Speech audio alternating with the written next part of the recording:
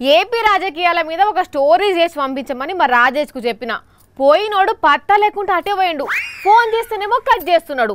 ఏడున్నాడో కనబడితే చెప్తా సంగతి.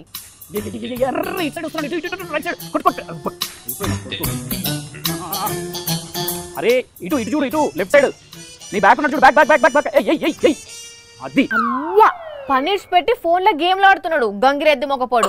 ఓ తిప్పా సోడా డిస్టర్బ్ చేయకబ్బా, మంచిగా గెలిచే టైంలో ఉన్నా, తర్వాత మాట్లాడుతా. పని చెప్తే చేయకుండా ఏమో నాటకాలు ఆడుతున్నావేంది? ఉద్యోగం చేయాలని ఉన్నదా లేదా? లేదు, రిజైన్ చేస్తా. ఏందట ఇప్పుడు? రిజైన్ చేసి రింగ్ రోడ్ లో కూర్చొని రింగులు అమ్ముకుంటావా? రకరకాల రింగులు, రంగురంగుల రింగులు, మీ జీవితాన్ని మలుపు తిప్పే రింగులు అని వర్లుకుంటా. రింగులు అమ్ముడు కాదు, రింగ్ రోడ్డు చుట్టూ జాగలు కొనేంత ప్లాన్ ఉన్నదమ్మా మన దగ్గర.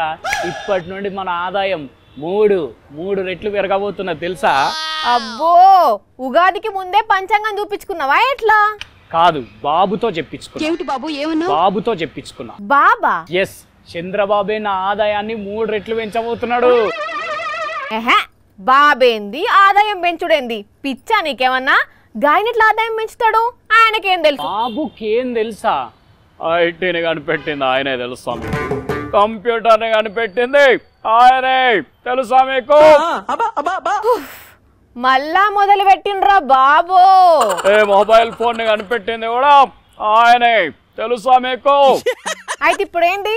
బాబు చెప్పిండా నీతోటి నేను ఆదాయం 3 రెట్లు చేస్తా అని? ఎస్, కావాలంటే చూడు నువ్వే. మీ ఆదాయం ఎట్లా 3 రెట్లు పెంచాలో నేను కూడా సమయం కూడా పెట్టి నా మైండ్ కూడా మేధాశక్తిని పెంచి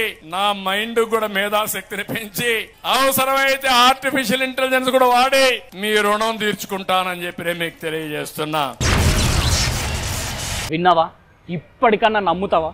మన కోసం తన మేధస్సును కూడా వాడుతా అంటున్నాడు సారు. అది సరే గాని ఏందో ఆర్ట్ ఫిష్ ఇంట్లో ఉండి రుణం తీసుకుంటా అన్నాడు. ఏందది? నీ తలకాయ. ఆర్ట్ ఫిష్ ఇంట్లో ఉండి రుణం తీసుకుంటా కాదు, అది ఆర్టిఫిషియల్ ఇంటెలిజెన్స్ వాడి రుణం తీసుకున్నాడు. అంటే ఈ మధ్య హీరోల ఫోటోలు, హీరోయిన్ల ఫోటోలు కొంచెం కొత్తగా క్రియేటివ్ గా తయారు చేసి పెడుతున్నారు కదా ఇంటర్నెట్ లా. సీతమ్మ లాగా, రామయ్య లాగా. ఆ పని తెలుసా బాబుకు? పిచ్చిదానా, తాతకు దగ్గులు నేర్పాలనా?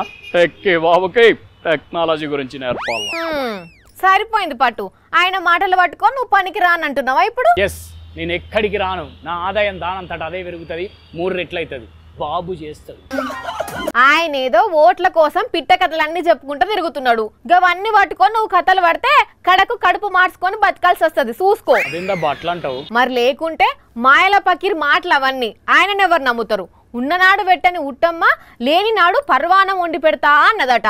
ఆయన పదవిలు ఉన్నప్పుడు బకాసురుని లెక్క అన్ని మింగి ఇప్పుడు కళ్ళబొల్లి కబుర్లు అన్ని చెప్తున్నాడు జనాలకు. వాళ్ళకు తెలియదా గాని? అది కూడా పాయింటే. అసలు ఆయన ఇదివరకు ఇచ్చిన హామీలల్లా ఒక్కటన్నా అమలు చేసిండా? మేనిఫెస్టోనే డిలీట్ చేసి పడేసే. అమ్మో, నాకు ఇదంతా వద్దు తల్లు. ఏంది అసలు నేను గాయన మాటలు నమ్ముతున్నా? నాకు బాబుదయం కూర్చున్నట్టున్నది మీద. నాకు ఇదంతా వద్దు, నాకు ఉద్యోగం ఏమో వద్దు, బాబు వద్దు. చక్కగా పోయి నేను వార్త తీసుకొని వస్తా. ఉంటా, రైట్? 5 ఏళ్ళు సీఎం గా పనిచేసి రాష్ట్రాన్ని గోల్మాల్ చేసిన మనిషి ఇప్పుడు చందమామల కథలు చెప్తే ఎవరు నమ్ముతారు? బాబాయ్య బతుకు బస్ స్టాండ్కే గానిగా.